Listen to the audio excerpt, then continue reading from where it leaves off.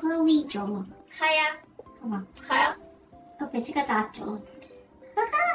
咁爽嘅，好爽。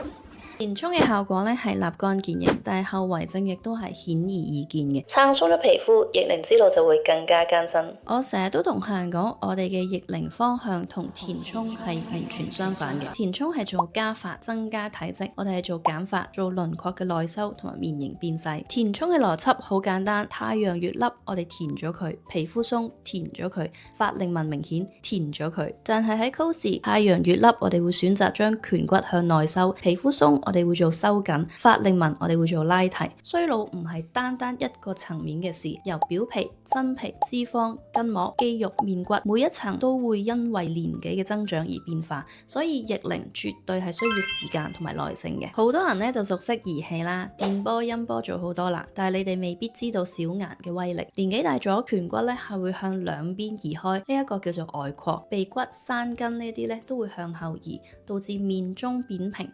中間嘅蘋果肌會因為失去骨嘅支撐，自然向下跌，壓出法令紋同埋嘴邊肉。我哋嘅小顏師會將顴骨同埋鼻骨向中間向前推，令到中庭咧有翻個承托力，皮肉就自然可以重新掛起翻啦。所以我哋係好鼓勵客人做 lifting 嘅時候做埋小顏嘅，肉骨一齊去重塑，輪廓係可以即時變得立體同埋飽滿嘅，成個人睇落都會精神好多同埋後生好多。